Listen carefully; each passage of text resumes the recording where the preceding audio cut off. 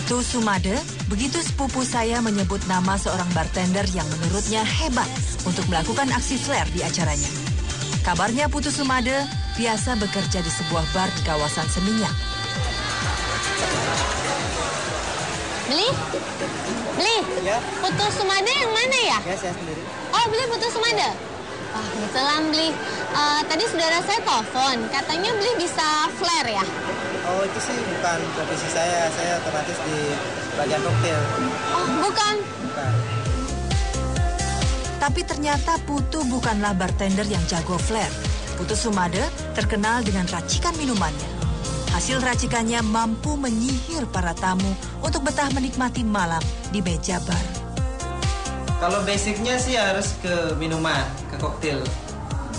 Karena kalau entertain juga sih nggak bisa bikin minuman kan susah.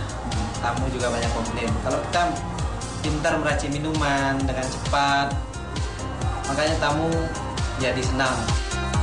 Bagi seorang Putu Sumade, meracik minuman adalah keahlian yang wajib dimiliki oleh setiap bartender. Sisanya hanyalah sebagai hiburan. Keahlian Putu Sumade terbukti dari prestasi yang pernah didapatnya. Juara kompetisi bartender dalam membuat meracik koktail pernah diraihnya. Seorang Putu kita, sampai saya sendiri bilang dia tuh, jadi kalau 100-200 orang dihadapi sama dia, dia bisa bikin koktail jadi nggak ada jedanya tuh. Kerja keras, non-stop, tangan bikin koktail. Dia bilang mesin, the machine. Kepuasan tamu saat menikmati minuman juga menjadi kepuasan Putu Sumade. Karena kalau di bar itu kan otomatis yang kita jual minuman, bukan entertain gitu. Jika Putu Sumade bukanlah seorang flare bartender, maka pencarian saya belum usai. Ada satu lagi harapan, semoga bisa menjawab keinginan sepupu saya.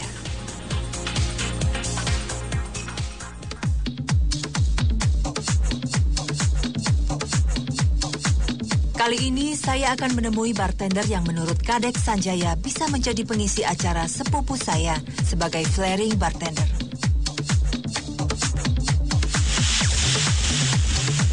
Uniknya, jika semua bartender yang sempat saya temui adalah laki-laki, kali ini saya akan bertemu dengan Tasya, seorang bartender perempuan yang sepertinya satu-satunya di Bali. Klub tempat Tasya bekerja didesain khusus klubnya bartender. Tapi saat saya datang, saya justru lebih dulu melihat hiburan lain. Seperti hiburan di klub malam pada umumnya. Penari-penari yang menggoda pengunjung dengan tubuhnya. Sepertinya aksi bartender memang dijadikan aksi pamungkas bagi para tamu.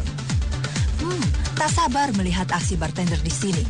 Terutama Tasya, si bartender perempuan. Sepertinya sebentar lagi pertunjukan yang saya tunggu akan segera dimulai. Wow, jika di klub lain tugas bartender fokus pada meracik dan menyajikan minuman, di sini aksi flaring justru jadi keahlian yang wajib dimiliki seorang bartender. Bergantian pada bartender naik ke atas meja, bermain botol, bermain api. Kalau klub ini lebih menonjolkan aksi flare, lalu bagaimana dengan cita rasa minuman yang dihasilkan para bartendernya? Bukankah akar tugas seorang bartender adalah meracik minuman? Waktu menuang itu harus cepat. Jadi walaupun kita bisa melempar botol kanan, kiri, kepala, segala macam, waktu nuang itu harus tepat. Itu ada hitungannya juga. Jadi tekniknya tinggi sebenarnya dalam keahlian ini. Selain hanya sebagai kita bilang sirkus ya, lempar. Bartender beyond that. Jadi lebih dari itu. Dia tidak hanya sirkus. Dia bisa lempar-lempar kayak sirkus, tapi at the end of the day, atau pada akhirnya dia harus tuang. Nah, tuang ini harus tepat. Bagi bartender, keahlian flaring ternyata juga mampu menyihir tamu sehingga tidak terlalu memperhatikan rasa minuman. Akan lebih menarik, jadi koktail yang sebenarnya agak lain rasa ya, tapi udah melihat wow ya, dari atraksi seorang bartender ini mungkin si pelanggan itu lupa. Wow, enak aja katanya. Di Bali, profesi bartender memang terbilang baru. Tapi di dunia, profesi ini mulai dikenal di Amerika sejak ratusan tahun yang silam. Jerry Thomas itu yang kita tahu ya, para bartender tahu semua bahwa dia adalah istilahnya legendarisnya bar pertama. Itu kita ngomong tahun 1806 lah gitu ya. Pertumbuhan pesat klub malam di Bali membuat profesi bartender makin digemari dan ditekuni. Semua membekali diri dengan nilai tambah keahlian flaring. Di samping memperhatikan cita rasa racikan minumannya. Nah, sepertinya ini Tasya. Perempuan berusia 23 tahun ini telah 3 tahun menjalankan profesi sebagai bartendris. Ketertarikannya pada dunia bartender diawali dari keikutsertaannya pada sebuah unit kegiatan mahasiswa di kampusnya saat ia masih kuliah. Tidak mudah bagi Tasya untuk meyakinkan orang tuanya akan profesi yang lekat dengan citra negatif bartendris. Tanggapan miring dari orang terdekat pun biasa didengarnya. Awal aku masuk dunia malam, orang tua nggak percaya dan itu sakit banget ya. Tapi akhirnya aku membuktikan omongan orang tuh nggak bener gitu. Mungkin karena aku konsekuen, orang tua aku lambat laun nerima gitu. Tasya beruntung, pengalaman dilecehkan oleh tamu tak pernah didapatnya.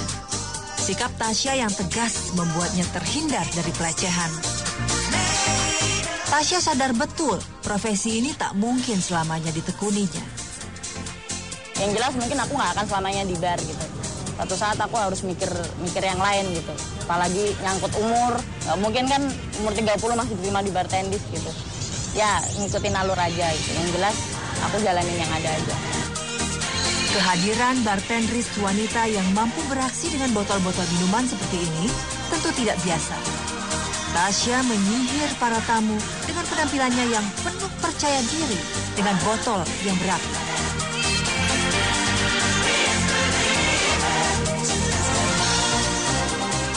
Lihat bartendernya gila-gilaan untuk api-apian yang enggak dan ngelihat mereka semua.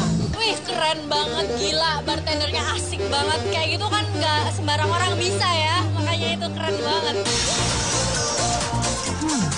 Akhirnya saya sudah menemukan orang yang tepat.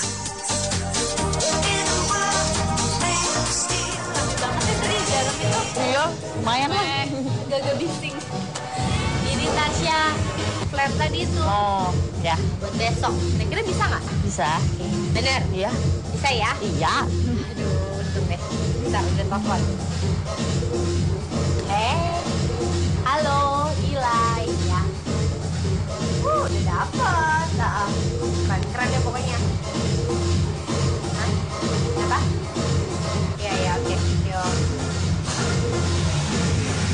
Maaf ya, barusan tadi katanya nggak jadi. Ya udah, nggak apa-apa. Nggak apa-apa. Yang dalam aja.